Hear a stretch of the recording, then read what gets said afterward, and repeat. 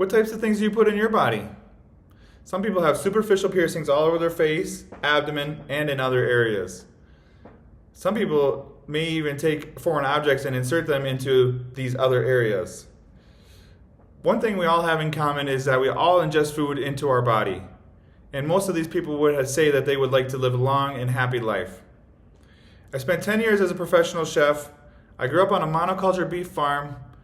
And when I attended culinary school, I started to notice cracks in our current food system, particularly in the beef industry and its effects on climate and our ecosystem. You are what you eat. Thorough education on our current food system, nutritional needs, quality food sources, and local produce can be beneficial to anyone wanting to contribute to a wholesome society or those trying to make a difference in their own life.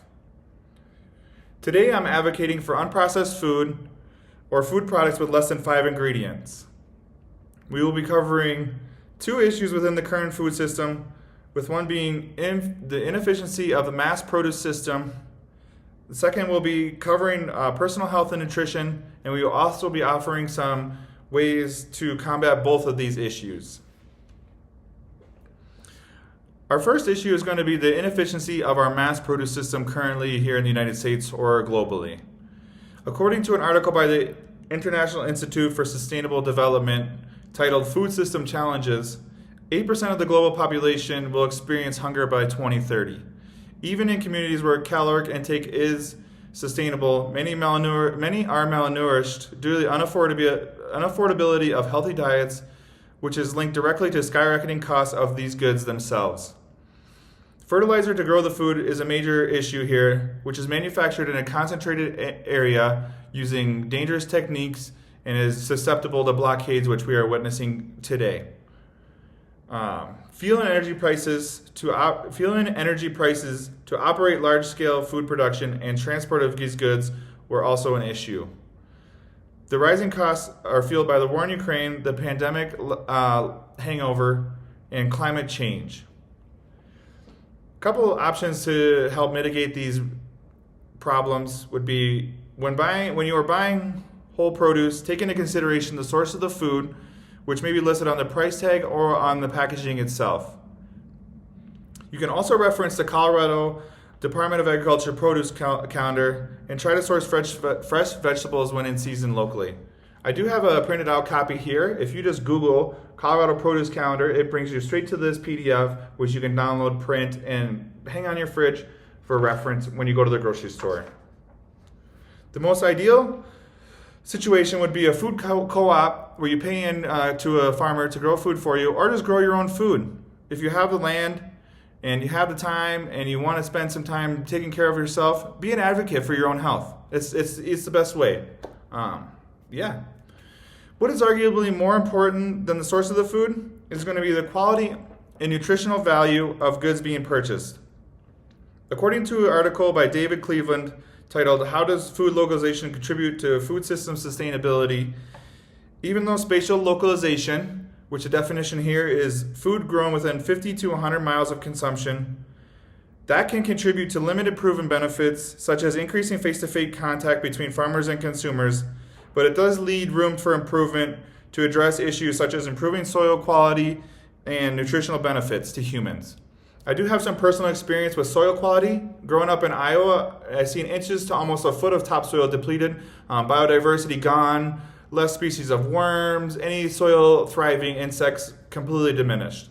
I also have some experience here in the state of Colorado to the same effect.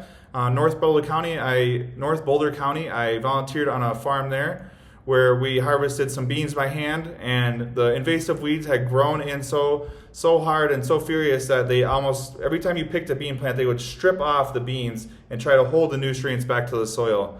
Very damaging, very disheartening stuff to see in person. In conclusion of that, the depleted soil leads to depleted nutrients. And that's going to kind of lead us into our next issue, which is going to be ADHD and the link to dietetic choices and nutrient deficiencies. Research by Cruchette, Sylvia, in the Annals of Nutrient Metabolism links a restriction of sugar, sweeteners, and elimination of food colorants and preservative improve behavioral and attention performance in ADHD patients. So the facts explain themselves. If you take care of yourself and watch what you put in your body, you may have an adverse effect on how you can pay attention in class and how it may affect you throughout the rest of your life. The next thing we're going to cover is foodborne illness, widespread versus local. Right now we have this huge case of class cyclospora, which over 1,000 cases active in 27 states. It's hard to trace. But if it was if you were buying your produce local, you could trace it right back to that farmer, and it may only affect hundreds of people versus thousands, and we would be able to find it. We wouldn't be shipping this all over the country, trying to spread it around. It's just not good. Not a good situation. To help rate some of these statistics, one solution would be to take a nutrition class or reference some nutritional material from your local library. When purchasing from the store, read the ingredients. If you don't recognize the first 5 ingredients, don't buy it. Purchase whole fruits and vegetables, whole grains. Wash thoroughly and avoid pre-cut, pre-washed grains in bags, as these are a harbinger of disease. Now, to conclude this all, small acts like being familiar with food ingredients and understanding to utilize vegetables in season or cutting out modified sugars can have major positive health benefits, even in small sample sizes. Grow your own food. If it's possible, just get out there and do it. You're never going to look back and be like, oh my God, I wish I wouldn't have done that. And the next thing is just check labels and familiarize yourself with ingredients. Be familiar with common ways they're trying to trick you, fool you, and know when a food is good for you and when it's bad for you. Thank you for your time.